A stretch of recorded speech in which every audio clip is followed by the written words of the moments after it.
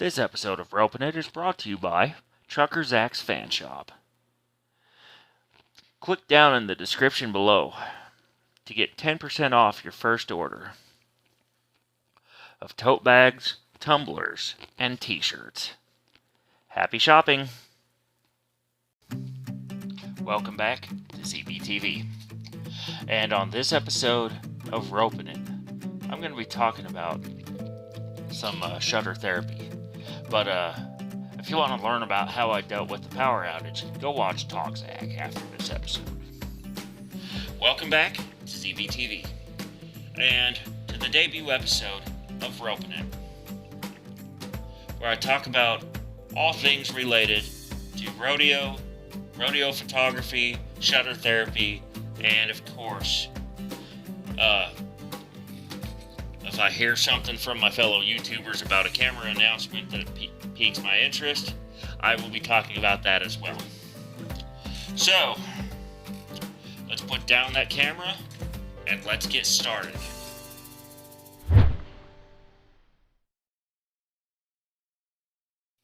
So, welcome to ZBTV and to Ropin It, the first episode. It's April 19th, 2021 at 3:15 in the morning, the day after I got through doing a rodeo shoot at Parker County Cowboy Church. On this episode, I'll be talking about what gear I was using for the shoot, and why Canon's latest development announcement is piquing my interest big time. That's coming up right now.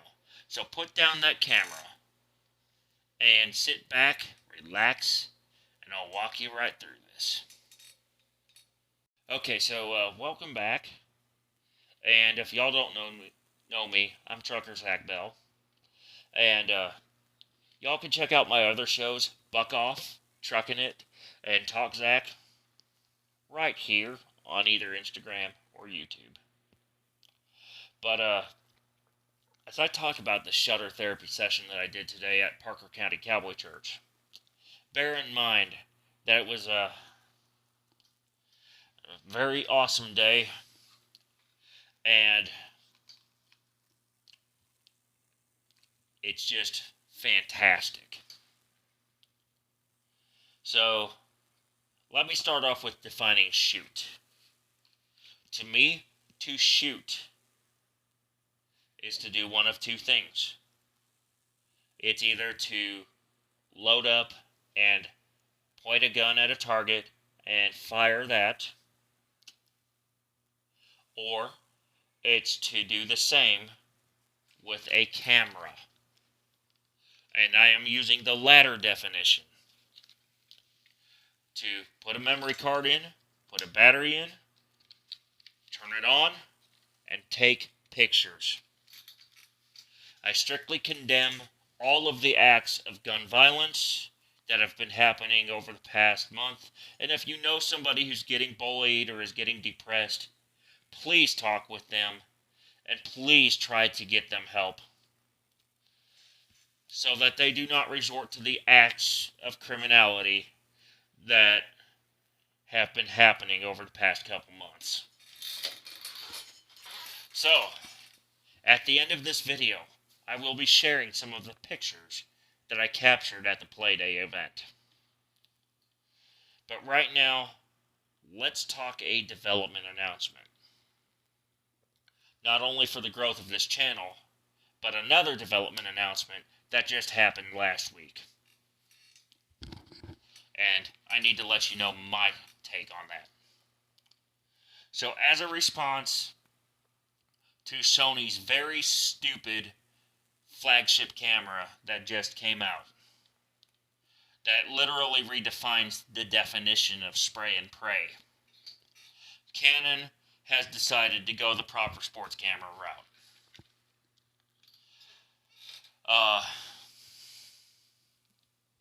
Now, I've seen this before.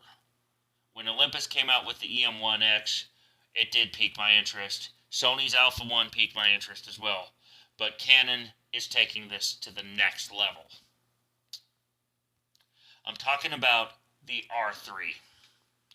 Don't get me wrong, the Olympus EM1X and the Sony Alpha 1 are both amazing cameras. But for my shooting purposes, I really like the level of control that Canon has given me over the years that I've been shooting them. And I plan on sticking with the EOS system. That's not changing. However, this new R3 body that's coming out has a couple of additional cool features that you want to hear about. First, straight from the old Elan 2E film camera, which by the way I have two of, you now have eye-controlled AF. Basically, your eye becomes the joystick when this feature is enabled. So you don't have to mess with special buttons or anything like that. Once you've mapped this to your eye, it will just take a look at where you are looking in the viewfinder and then adjust the focus point automatically.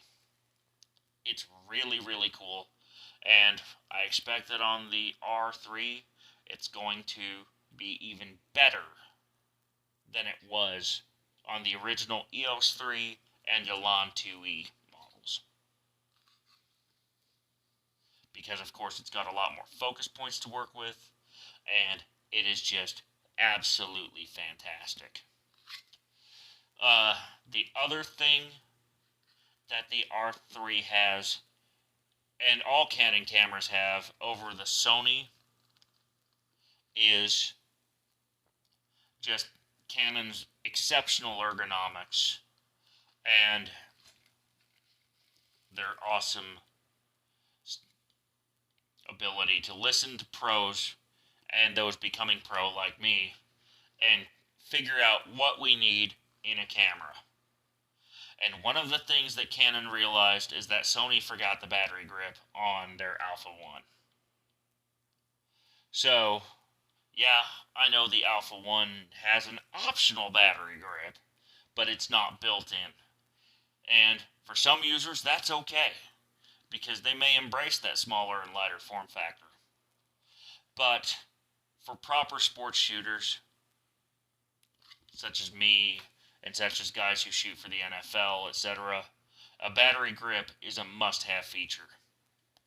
And by building it in, they can also build in additional weather sealing and make a camera that is extremely robust at things like heat dissipation, at just overall durability, and how well the camera handles with large lenses. So, with the R3 coming soon, I really am so excited about it that I called my local camera shop and asked to get on the list.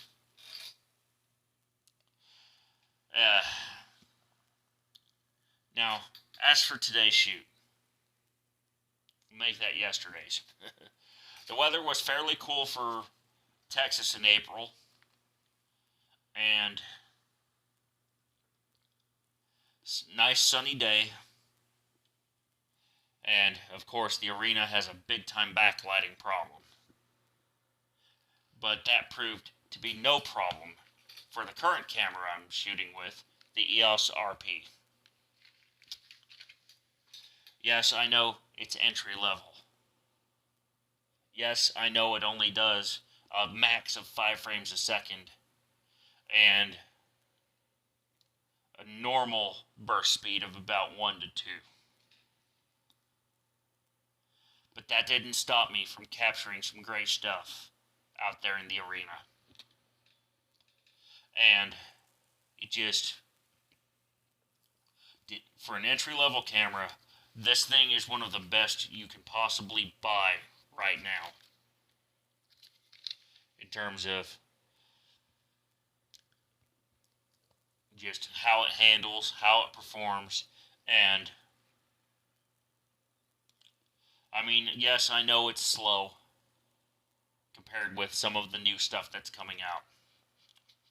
But it is just a fantastic setup for someone who's needing something that's small, light, travel-friendly, and can still do the job. So, let's go ahead and take a look at those images. And until next time, let's make your best shot your next shot, as Joe Edelman says on his videos, which he quoted from someone else. We need to keep learning, keep thinking, and keep getting dirty. Bye for now.